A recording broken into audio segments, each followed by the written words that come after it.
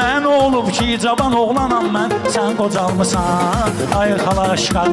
Bal əlimi tinq eləyir bazarda, kartoşka, kartoşka.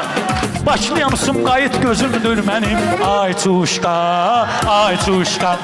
Balaliyə lağ eləyir bu yandan, qoz yiyən induşqa.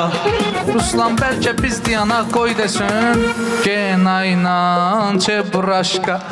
Meyxananı şahmat kimi hesab elə, mən şaham, sən peşqa. Rəşad olsa şaha əmr eləyərdi, dur çaysız bir çaşqa. Rəşad bilər, mən bilərəm qardeşim, o eliş, mən röşqa. Pünhanın da intereslidir başı, sürtülmüş pakrışqa. Ruslanın da burnu intereslidir, signaldur vazduşqa. Sən Qalimbagen hədiyyə eləyirəm, iqruşqa, iqruşqa. Rus xalalarla görmüşəm Pünhanı, aleoptistuşqa.